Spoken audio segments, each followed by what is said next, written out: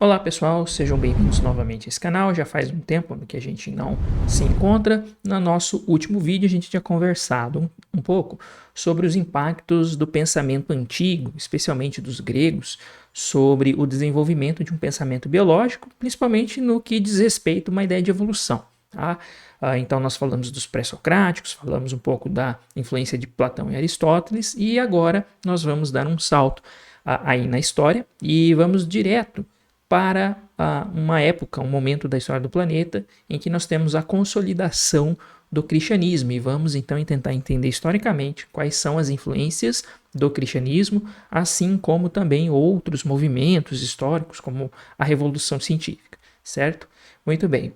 Bom, então como que o cristianismo ele impactou esse desenvolvimento, né, de uma possível ideia de evolução naquilo que nós chamamos hoje, né, de biologia ou ciências biológicas? Bem, primeiramente, nós temos então a queda do Império Romano e junto com a queda do Império Romano a consolidação então do cristianismo como uma religião oficial, né?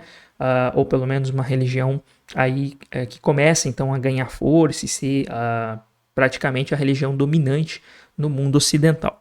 Bem, nesse aspecto, nesse sentido, se a gente olhar especialmente a partir da Idade Média, né, para frente, a gente vai ver que a igreja, né, ela começa então a ter uma forte influência política, né, sobre o mundo de uma forma geral, tá? E não apenas isso, né, tem uma influência também intelectual. A Bíblia, ela começa a ser então utilizada como a medida de todas as coisas. Então, a interpretação do mundo natural ela passava então pela interpretação também da Bíblia. Então, aquilo que muitas vezes naturalistas, pensadores tentavam pensar ou tentavam desenvolver ideias a respeito do mundo, isso deveria estar de acordo com o que a própria Bíblia ensinava, visto que nós temos então agora o cristianismo como uma religião consolidada que tinha essa influência no mundo intelectual. Tá? E uma das ideias, então, que se consolidaram desde relativamente muito cedo, principalmente a partir da Idade Média, é a ideia de uma criação especial e uma criação recente, que é narrada lá no livro de Gênesis, onde fala sobre Deus ter criado o mundo, ter criado todas as formas de vida, né, os animais, as plantas e também o ser humano no sexto dia. Então essa ideia é uma ideia que passou a predominar bastante no meio intelectual. E a ideia que se tinha firmemente ali estabelecida era de que o universo, né, o planeta Terra, o mundo, né, como um todo, ele havia sido criado há mais ou menos 4.000 anos antes de Cristo. Tá? Tanto é que depois, mais para frente, durante os séculos 17, se não me falha a memória, entre os séculos 16 e 17, alguns religiosos, né, como por exemplo James Ussher, né, ele chegou a tentar fazer, inclusive, esse cálculo da idade da Terra, quando que a Terra teria sido criada, baseado na soma das idades, né, de figuras ali da Bíblia, né, relatadas, baseada nas genealogias relatadas tanto no Antigo quanto no Novo Testamento. Mas apesar de toda a consolidação, né, do cristianismo como um pensamento dominante, especialmente uma ideia de criação especial, um mundo muito jovem, criado há 4.000 anos atrás, nós tivemos em alguns momentos da história do cristianismo algumas figuras importantes, como por exemplo Santo Agostinho, que trouxe uma interpretação interessantemente diferente e alegórica daquilo que comumente, né, que foi comum ali durante o desenvolvimento, principalmente a consolidação do cristianismo, né, durante a Idade Média, Idade Moderna, né, e Idade Contemporânea. E o Santo Agostinho, por exemplo, ele interpretava o livro de Gênesis, como eu disse, de forma alegórica, alegando, por exemplo, que poderia ocorrer aquilo que nós chamamos de geração espontânea e que a natureza seria capaz de gerar, por exemplo, novas vidas, né, a partir de matéria não viva ou de matéria inanimada. Então isso foi uma interpretação bastante surpreendente diante de todo o contexto em que se vivia. E durante a Idade Média, é interessante também que surge um pensamento aí podemos dizer talvez um tipo de facção dentro do próprio pensamento da igreja, que seria uma vertente de pensadores, de filósofos, né, da igreja cristã, da igreja católica, que seriam os escolásticos. Os escolásticos, eles em geral, né, tinham uma visão mais aristotélica, né, do mundo, mas também mantinham aí uma visão fixista das espécies, né? Então, ao mesmo tempo que a gente tem figuras como Santo Agostinho, que tinha uma visão, uma interpretação um pouquinho mais alegórica da Bíblia, por outro lado, os escolásticos da Idade Média já tinham uma visão fixista. No entanto, dentro aí desta vertente, né, dos escolásticos, temos também o surgimento de outros grupos, né, ou facções, que foram chamados de nominalistas, né? E um representante dos nominalistas muito conhecido é o Guilherme de Ockham, que viveu entre os séculos XI e XII. Bom, basicamente o que os essencialistas, ou melhor dizendo, os nominalistas defendiam é que, na verdade, não havia essências, assim como a maior parte, então, dos escolásticos acreditavam, né, por influência de Aristóteles e Platão, né? Então, se você não sabe o que é o essencialismo, então eu recomendo que assista o vídeo anterior a esse que eu fiz, né? E eu mencionei sobre essencialismo.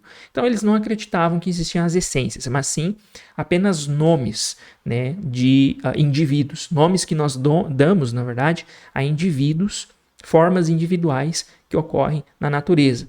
Tá? E esses nomes que nós damos a esses indivíduos, eles formam grupos. Tá? Então essa era a visão que os nominalistas tinham. Tá? Então não havia essências, o que havia era apenas as individualidades, e nós dávamos então nomes para esses indivíduos e agrupávamos eles de acordo com alguns critérios, né, estabelecidos de semelhança, e aquilo ali é o que a gente chamaria de algum tipo. Inclusive, muitos biólogos, historiadores e filósofos da biologia, como o Ernst Mayr, por exemplo, eles chegaram a afirmar que o nominalismo, aí durante a Idade Média, talvez até seja um tipo de antecipação daquilo que a gente chama de pensamento populacional, que foi desenvolvido por Darwin, né, após aí o desenvolvimento, né, da sua teoria da evolução por seleção natural. Tá? Então, alguns autores, inclusive, chegam a fazer essas afirmações.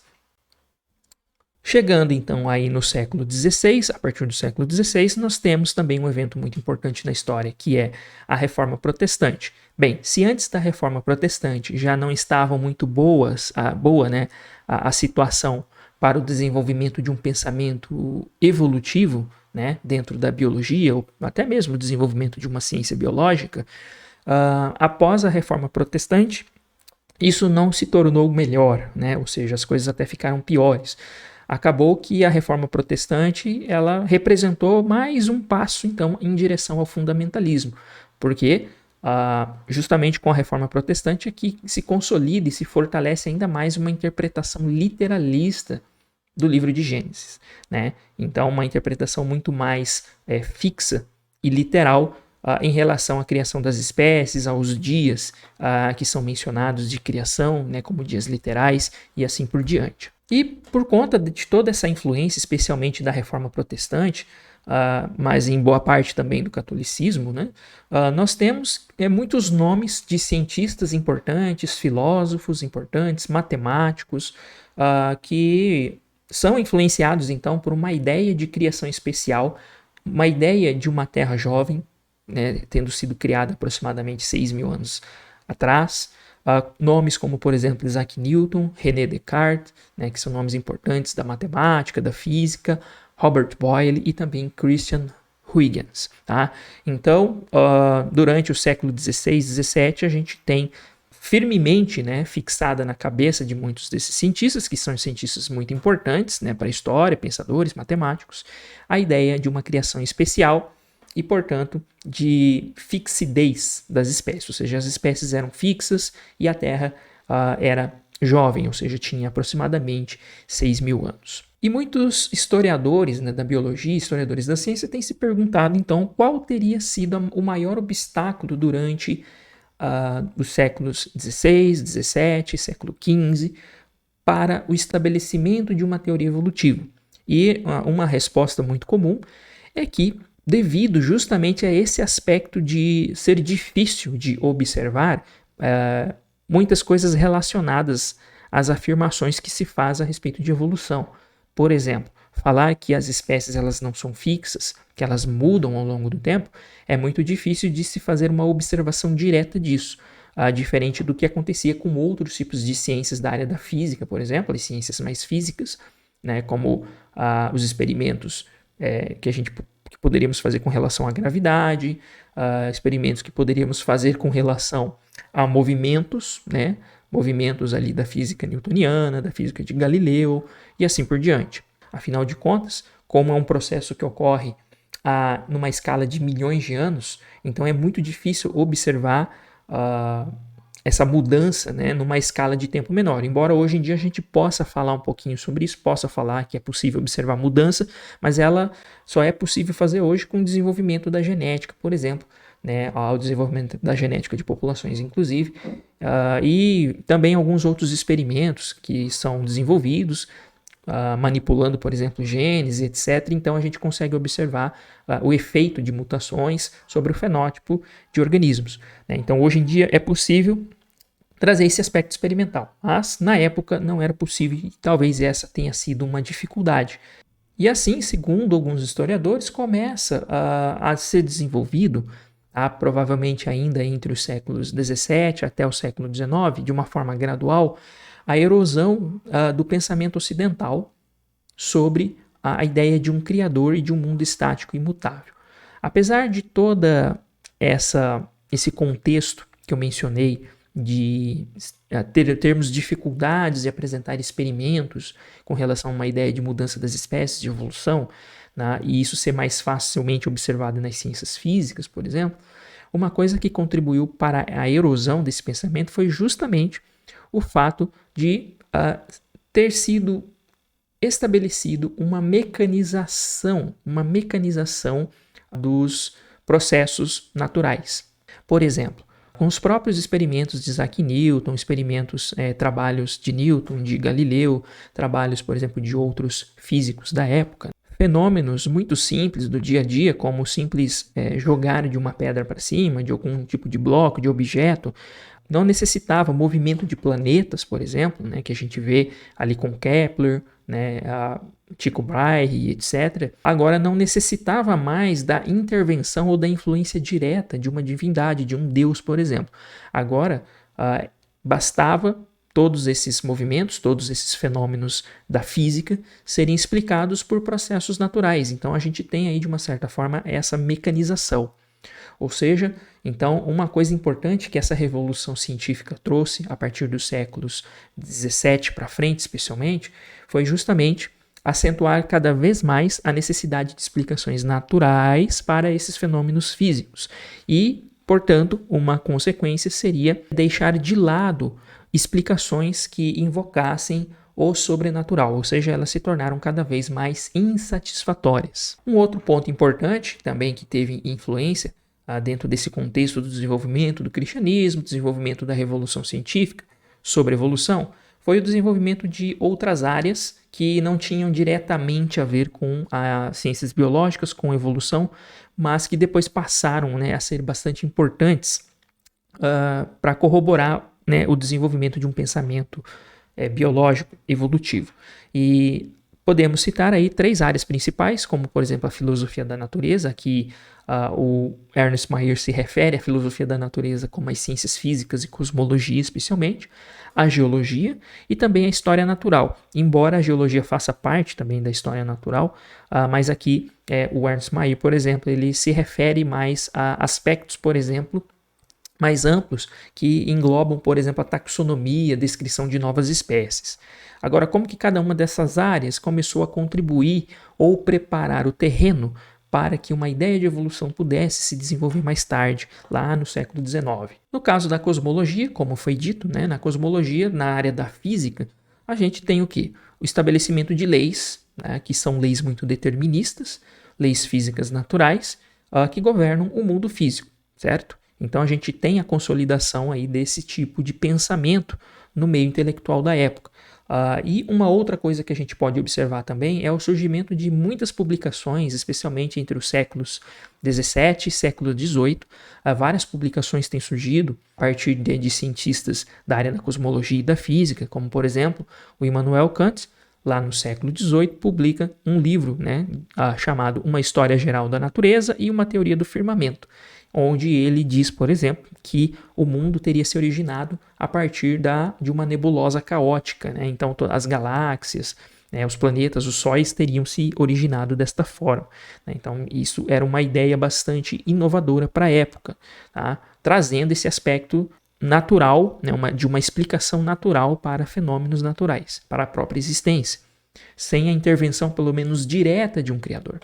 Um outro exemplo que a gente pode citar também é de William Whiston, né, que também publicou um livro no século XVII chamado Uma Nova Teoria da Terra, onde ele menciona que o dilúvio, né, que é narrado, por exemplo, lá no Gênesis, teria como causa um cometa que teria se aproximado da Terra, né, passado próximo da Terra, e isso teria gerado uma série, então, de interferências no planeta, gerando essa catástrofe global que é relatada, então, no livro de Gênesis. Então, embora, no caso de alguns deles, como o William Whiston, tivesse essa influência, né, ou seja, eles acreditavam ali num dilúvio bíblico, mas, de qualquer forma, você vê uma explicação, uma tentativa de naturalizar essa explicação, mesmo que eles aceitassem que esse relato, né, mitológico fosse verdadeiro. Dentro da geologia, a gente pode observar também um fenômeno muito interessante, que seria a descoberta de vulcões, por exemplo, né, vulcões extintos, e também o desenvolvimento de uma área muito importante dentro da geologia, que foi a estratigrafia. Então, por exemplo, a descoberta de vulcões extintos, como aquele de Puy-de-Dôme, acredito que seja essa a pronúncia, que ocorre na França. Esse é um vulcão extinto, né, atualmente extinto, provavelmente um pouco mais recente a sua origem, mas ele já se encontra extinto. Começou então a levar muitos naturalistas a se questionarem, a se perguntarem, né, a respeito do que mais que poderia, né, existir, o que a Terra poderia então guardar, né, vamos dizer assim, de segredos a respeito da sua própria história, né, que conta algo sobre a sua própria história.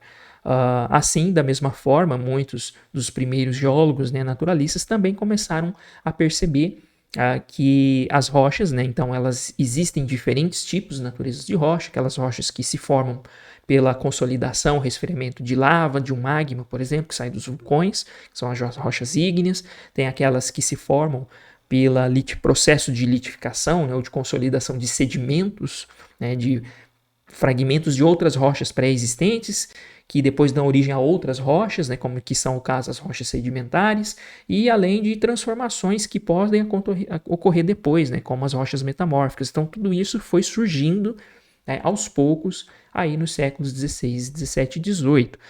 Um outro exemplo que pode se citar seria, por exemplo, o estabelecimento aí dos princípios básicos que norteiam a estratigrafia até hoje, né, em partes, que seriam os princípios de Steno, claro, com as suas ressalvas, mas que remontam à base da estratigrafia, que seria a ideia de que camadas que estão sobrepostas umas sobre as outras, como nessa imagem que vocês estão vendo, as de baixo são as mais antigas e as de cima, do topo, seriam as mais recentes.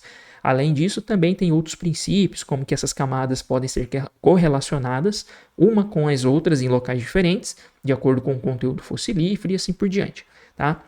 Então, todo o desenvolvimento dessas áreas da geologia, tá? E a estratigrafia, por exemplo, contribuiu de forma bastante importante para que lá na frente, pudesse se desenvolver de uma forma mais satisfatória um pensamento mais relacionado à mudança das espécies. Ainda dentro da geologia, a gente pode pensar em nomes importantes, como, por exemplo, o Conde de Buffon, que chegou a propor que a história do planeta Terra é dividida em 7 épocas diferentes, né? A primeira época para ele seria a época de origem dos planetas, incluindo o planeta Terra. A segunda incluía a origem das grandes cordilheiras, isso de uma forma muito resumida. Formação dos oceanos teria ocorrido, por exemplo, numa terceira época. Seguido, na quarta época, teria dado início às atividades vulcânicas. A quinta época seria caracterizada pela presença de muitos animais, como elefantes, por exemplo, de regiões tropicais, habitando porções mais ao norte, né? E também a sexta época seria caracterizada pelo início de separação dos continentes. E, por fim, nós teríamos também a origem humana, que teria ocorrido em uma última época. Então você vê de uma forma bastante interessante, né, que muitos desses naturalistas começam a esboçar uma ideia, né, de geologia histórica de uma forma bastante grosseira, né, bastante diferente do que a gente tem hoje, mas ainda assim já é um passo diferente para além daquilo que se aceitava na época, né? Que da contemporaneidade de todas as espécies, etc. Ou seja, começa a se estabelecer uma ideia de sucessão ao longo da história, de mudança de biotas, de transformações no planeta, e isso ia de encontro, né, com uma ideia de um planeta fixo e de espécies fixas também. E dentro da história natural, a gente poderia fazer referência aqui, por exemplo, principalmente às obras que começam a surgir, obras ilustradas tanto de plantas e animais, em vários locais da Europa, incluindo locais como a Alemanha, a França, durante o século XVI, XVII, XVIII especialmente. Muitas dessas obras elas retratavam então animais e plantas de vários locais da Europa. Algumas delas começavam a retratar de outros locais do mundo em que os navegadores começaram então a chegar, locais ali da Ásia, por exemplo. Nós temos ilustrações, por exemplo, aí do século XVII, por franceses, que retratam alguns animais, por exemplo, ali das ilhas de Madagascar, por exemplo. E isso tudo serviu de estímulo, para que muitos desses naturalistas, então, eles saíssem em viagens como essas, em navegações, em busca de novos espécimes ao redor do planeta. E isso começou, então, a despertar, muitas vezes, o questionamento desses naturalistas, questionamentos de pensadores, da seguinte forma: o que é mais que pode existir ao redor do mundo que nós não sabemos que existe, uma vez que esses povos começaram a ter contato, então, com uma biodiversidade antes desconhecida, visto que muitos desses naturalistas acreditavam, como eles acreditavam na Bíblia, aceitavam o relato de Gênesis como um relato verídico. Então, para eles fazia bastante sentido aceitar uma ideia de um dilúvio, de que animais teriam entrado na arca, que Noé teria levado esses animais para a arca, até porque ela se baseava muito ali, o relato de Gênesis, na própria fauna e flora do Oriente Médio, que não é lá muito diversa, então até que faria algum sentido. E da Europa a mesma coisa. Mas a partir do momento que começaram a descobrir que existe uma biodiversidade muito maior do que se imaginava, espécies de animais muito diferentes na América do Sul, na Austrália, em outras ilhas espalhadas pelo mundo todo. Então isso começou a gerar uma série então de questionamentos e começou a inevitavelmente levar a uma queda da credibilidade da história do dilúvio bíblico, justamente porque antes não se tinha tanta noção sobre essa biodiversidade. Bom, gente, e eu gostaria então de finalizar aqui esse vídeo. Depois a gente vai conversar um pouquinho sobre os impactos de outros movimentos que ocorreram aí ao longo da história, como por exemplo o iluminismo. Como que o iluminismo teve influência no desenvolvimento de um pensamento biológico. Tá? Mas isso vai ficar para um próximo vídeo. Então por hoje é isso que eu gostaria de tratar com vocês. Espero que tenham gostado. Se você não se inscreveu neste canal, peço que se inscreva, que dê o seu like e compartilhe esse vídeo com outras pessoas. Tá certo? Então muito obrigado pela audiência de vocês e nos vemos na próxima.